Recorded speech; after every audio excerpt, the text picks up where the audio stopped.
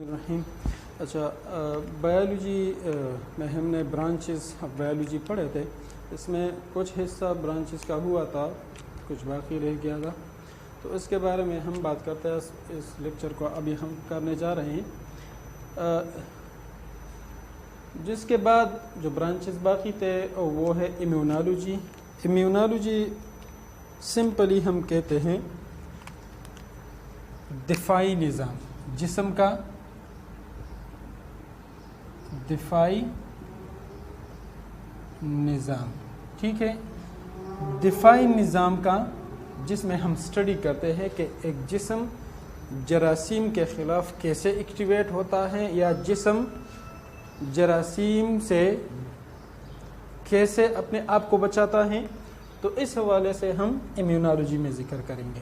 ठीक है, इम्यून जो लफ्ज़ है इम्यून का, इम्यून की मानी है डिफेंस।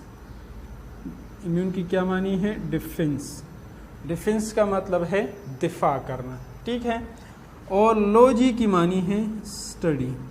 ठीक है, यानी इस ब्रांच में हम जिस्म का दिफाई सिस्टम स्टडी करेंगे कि जब कोई जरासीम वगैरह डिजीज़ काजिंग एजेंट एंटर होता है और वो डिजीज़ पैदा करता है, तो उसी डिजीज़ काजिंग एजेंट के अगेंस्ट जो बॉडी अपना डिफेंसिव रिस्पांस शो करता है, तो उसी डिफेंसिव निज़ाम को स्टडी करने का नाम क्या है?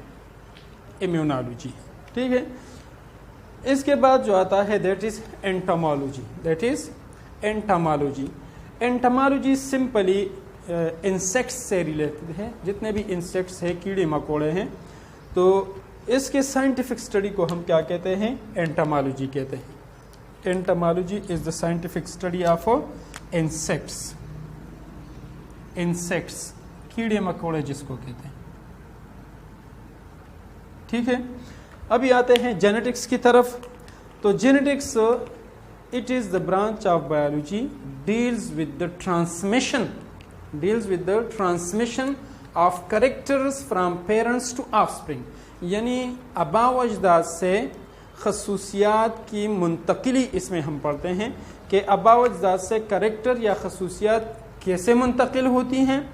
तो उसी हवाले से हम जेनेटिक्स में बात करेंगे, या जेनेटिक्स वो ब्रांच है जिसमें हम इस किस्म की स्टडी करेंगे। ठीक है, यहाँ पर जेनेटिक्स हैं, लेकिन जेनेटिक्स जीन से निकला है। That is a part of DNA. ये डीएनए का एक सीक्वेंस होता है या एक पार्ट होता है विच इज रिस्पॉन्सिबल, जो कि रिस्पॉन्सिबल होता है ये gene, responsible for a specific trait या स्पेसिफिक कैरेक्टर, फॉर स्पेसिफिक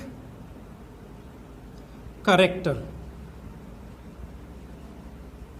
क्या मतलब है? इसका मतलब यह है कि जीन एक पार्ट होता है, एक जुज होता है डीएनए का, और उसी जुज में किसी भी कैरेक्टर का या किसी भी कैरेक्टर का कोड जो है उसमें इनकोड होता है।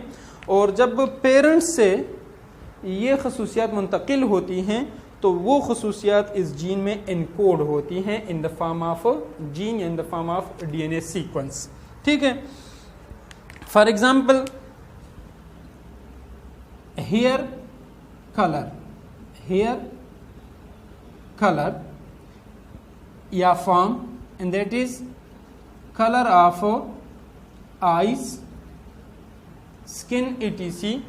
तो इसमें हर एक कैरेक्टर के लिए अपना अपना जीन होता है, जो कि इस कैरेक्टर्स को पेरेंट्स से ऑफस्प्रिंग की तरफ क्या करता है? ट्रांसमिट करता है। अभी आते हैं बायोटेक्नोलॉजी की तरफ। नाम से जाहिर है, बायो की मानी है लाइफ या लिविंग ऑर्गेनिज्म, और टेक्नोलॉजी टेक्निक्स का नाम है। क्या है? टेक्निक्स, और लॉजी स्टडी है। ठीक है, यानी बायोटेक्नोलॉजी में हम क्या स्टडी करेंगे?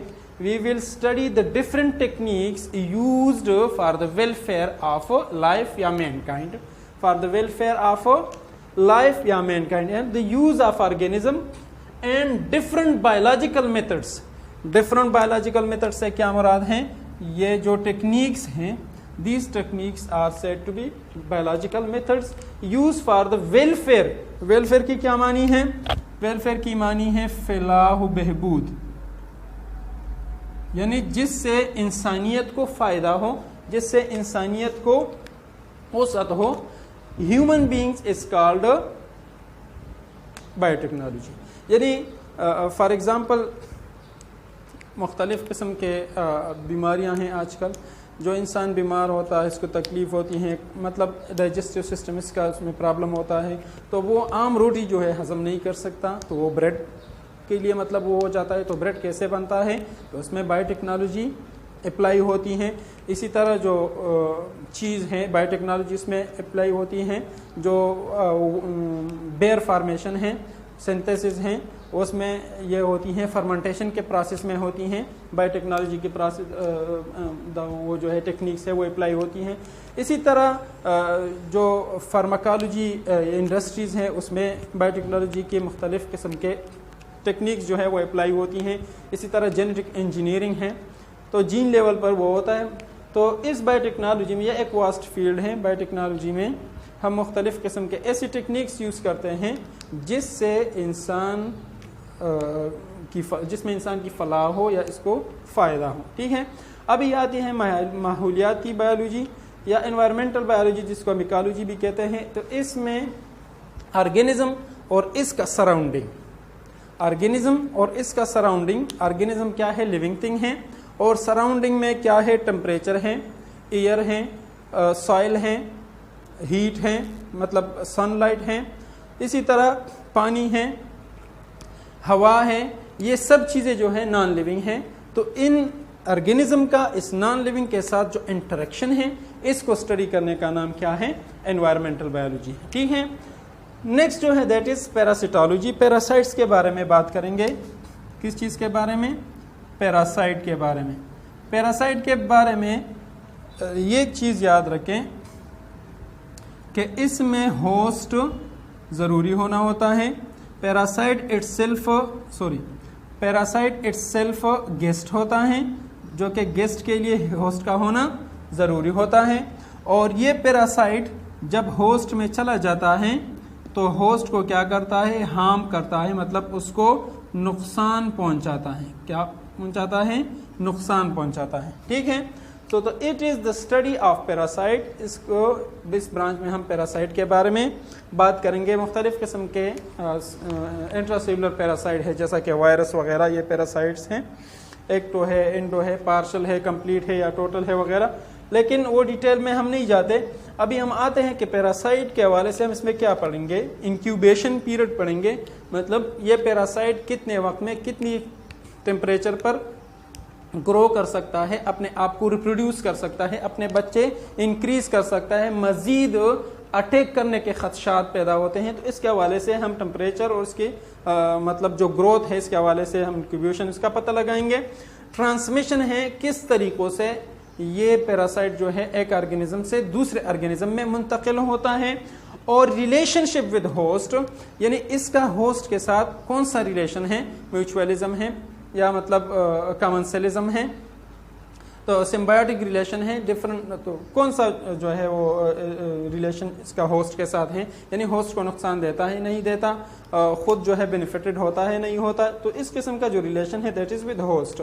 सोशल बायोलॉजी क्या है? सोशल लफ्ज़ से जाहिर है कि वो ऑर्गेनिज्म जिसके सोशल कैरेक्टर को, यानी लिविंग ऑर्गेनिज्म है लेकिन सोशल कैरेक्टर को हम क्या करते हैं? स्टडी करते हैं. तो इसको हम क्या कहते हैं? सोशल बायोलॉजी कहते हैं. इसमें क्या होता है कि द एनवायरनमेंट एंड, यहाँ पर देखें, स्टडी ऑफ बिहेवियर. ऑर्गेनिज्म के बिहेवियर के बारे में बात करेंगे कि किस ऑर्गेनिज्म का बिहेवियर क्या है. एनवायरनमेंट के साथ इसका लिंक क्या है, मतलब आबी हैं, लैंड हैं, दोनों में पाया जाता है, या मतलब इसका खुराक क्या है, दूसरों के साथ लिंक क्या है, इसका प्रीडेशन क्या है, इसका खुराक क्या है, मतलब इसका चलना फिरना उठना बैठना, जितने भी इसके मतलब एस्पेक्ट्स हैं. तो एनवायरनमेंट के साथ इसका क्या कॉन्टेक्ट है. और इवोल्यूशन है, ये जो ऑर्गेनिज्म हैं ये कहाँ से इवोल्यूएट हुए हैं, यानी कहाँ से इसकी इवोल्यूशन हुई है और ये ऑर्गेनिज्म बना ही.